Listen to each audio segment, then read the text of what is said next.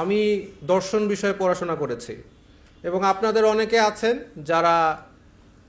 যাদের কোনো কেউ আত্মীয় স্বজন আছে অসুস্থ, বিভিন্ন চিকিৎসার প্রয়োজন। আমি কি আপনাদের কারো চিকিৎসা করতে পারবো? পারবো না। কেন পারবো না?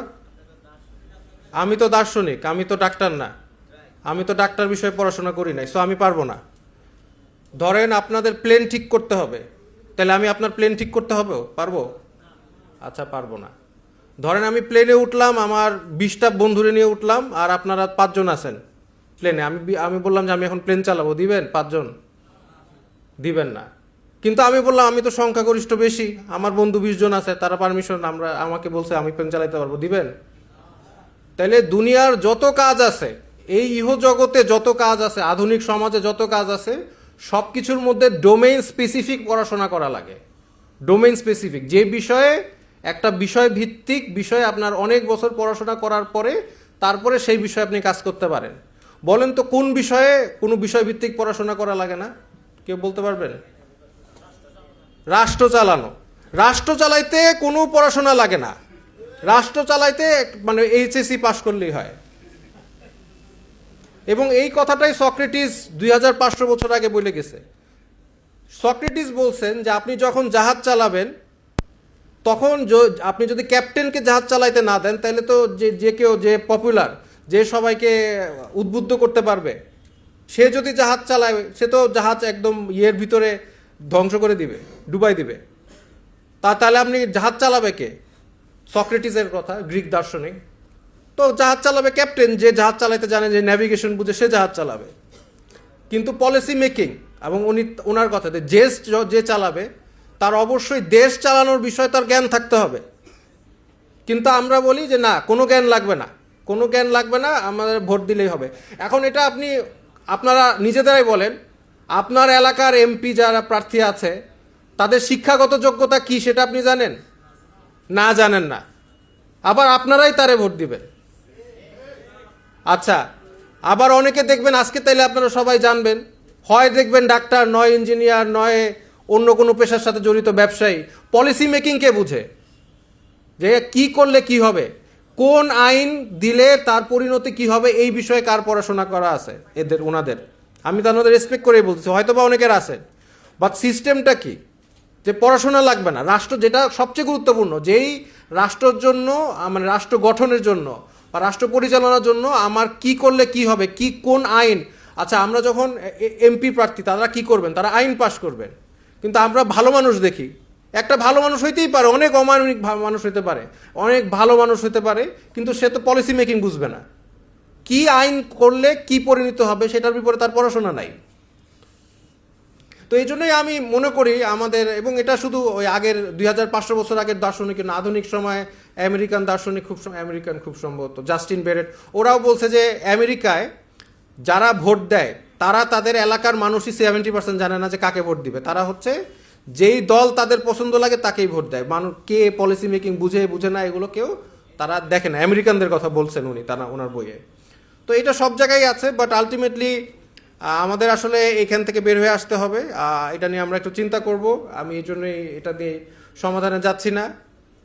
কিন্তু এতটুকু আমরা চেষ্টা করি যে পলিসি মেকিং বুঝে তারাই যাতে মানে রাষ্ট্র চালাতে পারে। আর বললাম তো, সব বিষয়ে পড়াশোনা লাগে, রাষ্ট্র চালাইতে ইন্টার পাস হইলেই হবে। যদি কারো কোনো প্রশ্ন থাকে জনাব আসিফ মাহতাবুচ্ছির কাছে, তাহলে আপনারা প্রশ্ন করতে পারেন সরাসরি ওনাকে। আমার একটা প্রশ্ন আছে। জি, বলেন। সেটা হলো যে আমরা জানি আগামী ত্রয়োদশ জাতীয় সংসদ নির্বাচনে, এই নির্বাচনে প্রথমে হলফনামায় অনেকে সম্পদের বিবরণী দিয়েছে। একজন প্রার্থী গাড়ি চড়ে 10 কোটি টাকা, কিন্তু সে সম্পদের বিবরণী দিয়েছে 5 লাখ টাকা। আমরা জানতে পারতাম না নির্বাচন না আসলে পরে বাংলাদেশের মানুষ বউকে এত ভালোবাসে, নিজের সম্পদের থেকে বউয়ের সম্পদ বেশি। তাহলে কি প্রথমে জনগণের সাথে প্রতারণা করলো না? না। কেন তার নির্বাচনে সে সম্পদ দেখাচ্ছে 5 লাখ রাইট, টাকা? রাইট। আমি উত্তর দিচ্ছি।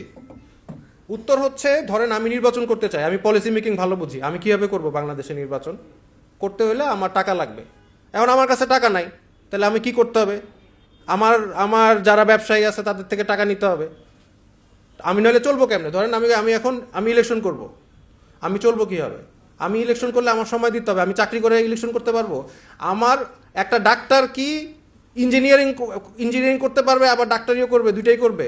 একটা রাজনীতিবিদ কি সে পলিটিক্সও করবে সাথে ইয়েও করবে, অন্য কাজও করবে। সো তাইলে তারা টাকা কোথা থেকে পায়, তারা চলে কিভাবে, এবং তারা নির্বাচন করে কি করে? ব্যবসায়ীদের কাছে যায়, ব্যবসায়ীদের কাছে যেয়ে বলে যে ভাই টাকা দেন, আপনার যেগুলো আপনার যা যা লাগবে পরে আমি দেখতেছি বিষয়টা। এইটাই সিস্টেমের বিষয়।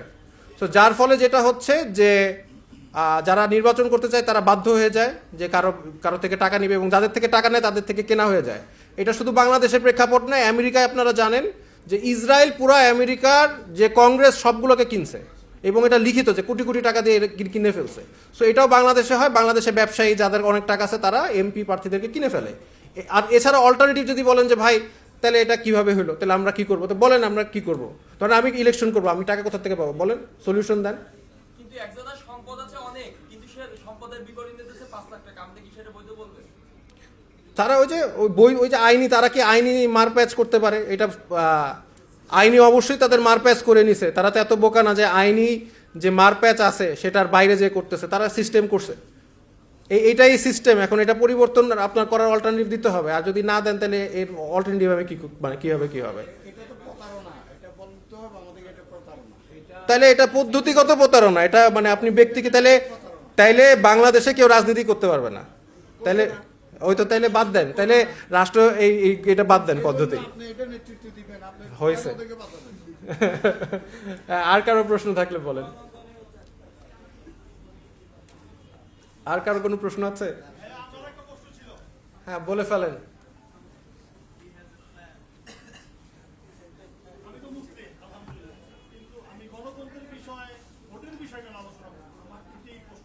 হ্যাঁ আমি তো মুসলিম, হ্যাঁ কেন ভোটের বিষয়ে আলোচনা করব? আপনি গণতন্ত্র তো আমার জন্য হারাম। এখন প্রশ্নই করবো কেন? আমার দুঃখটাই। আচ্ছা, এখানে আমি উত্তরটা দিচ্ছি। উত্তরটা হচ্ছে, প্রথম কথা হচ্ছে গণতন্ত্র হালাল কি হারাম সেটা আমার বিষয় না, মানে এটা আমার এক্সপার্টিজের মধ্যে পড়ে না, সেটা আমি বলতে পারবো না। কিন্তু এখন যদি সমাধানটা এরকম হয় যে আমি গণতন্ত্র পছন্দ করি না তাই কাফেরদেরকে ক্ষমতা দিয়ে আমি নির্যাতিত হব, সেটা আমার কাছে মানে লজিক্যাল মনে হয় না। এটা হারাম কি হালাল এটা আপনারা আলেমদেরকে জিজ্ঞেস করবেন, অনেক বিজ্ঞ আলেম আছে তারা বলতে পারবে।